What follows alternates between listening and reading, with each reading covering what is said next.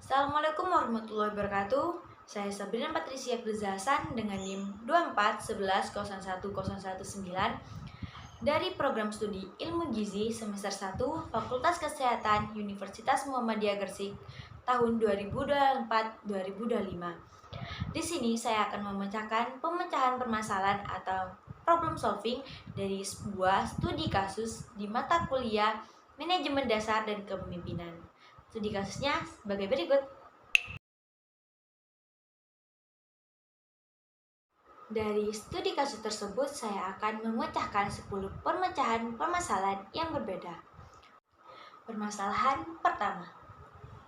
Menurut saya, permasalahan pada PKMY sebagian besar disebabkan oleh gaya kepemimpinan yang tidak efektif, yang temperamental, emosional, dan juga one man show, atau kecenderungan untuk membuat keputusan pribadi tanpa melibatkan para staf yang menyebabkan kurangnya komunikasi antar pemimpin dan bawahan, sehingga terjadi kurangnya partisipasi staf karena rasa kurang dihargai dari faktor internal sendiri, kurangnya koordinasi, dan keterbatasan sumber daya.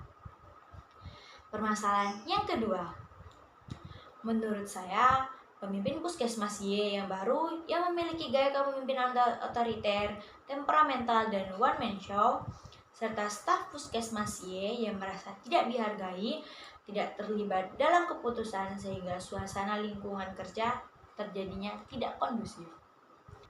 Permasalahan 3. Pemimpin puskesmas Y memiliki peran sentral dalam menentukan arah dan budaya kerja puskesmas.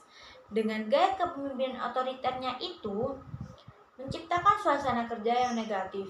Kepentingannya adalah untuk mengubah gaya kepemimpinan otoriternya itu, serta membangun hubungan yang lebih baik dengan para staf. Sedangkan staf puskesmas Y memiliki peran penting dalam pelaksanaan program untuk mencapai target dalam pelayanan masyarakat. Kepentingan mereka sendiri adalah rasa dihargai dalam pengambilan keputusan dan memiliki lingkungan kerja yang kondusif serta nyaman. Sedangkan masyarakat di wilayah X sendiri sebagai penerima manfaat dari pelayanan kesehatan tersebut berkepentingan untuk mendapatkan pelayanan yang berkualitas. Sedangkan pemerintah di wilayah itu sendiri memiliki peran sebagai penyediaan anggaran, kebijakan, dan pengawasan terhadap kinerja puskesmas yang berkepentingan untuk meningkatkan derajat kesehatan masyarakat. Permasalahan 4. Ahli gizi memiliki peran penting dalam mencapai target program kesehatan. Kurang optimalnya peran ahli gizi dapat menjadi salah satu faktor penyebab ketidaktercapaiannya target kesehatan. Karena itu, perlu adanya upaya peningkatan kapasitas peran ahli gizi dalam program pelayanan kepada masyarakat, seperti memberi edukasi kepada ibu hamil, pemantauan lebih lanjut terhadap balita, edukasi kepada masyarakat tentang pentingnya sanitasi dan kebersihan lingkungan yang baik. Permasalahan kelima, dengan mengoptimalkan peran ahli gizi, pemantauan pertumbuhan balita yang intensif, edukasi gizi yang komprehensif yang mudah dipahami masyarakat, konseling gizi pribadi kepada keluarga yang memiliki masalah gizi seperti konseling anak stunting, konseling ibu hamil, kolaborasi dengan tenaga kesehatan lain, penguatan kapasitas ahli gizi, dan pemantauan serta evaluasi secara jangka panjang. Permasalahan 6. Keputusan Kepala PKM untuk mengeluarkan surat peringatan perlu dilihat dalam konteks yang lebih luas. Jika surat peringatan dikeluarkan sebagai upaya terakhir setelah berbagai upaya perbaikan telah dilakukan dan komunikasi yang baik telah terjalin, maka tindakan tersebut mungkin dapat dibenarkan. Namun, jika surat peringatan dikeluarkan secara impulsif tanpa pertimbangan yang matang dan komunikasi yang efektif, maka tindakan tersebut justru akan membuat kontraproduktif dan dapat memperburuk situasi. Permasalahan 7.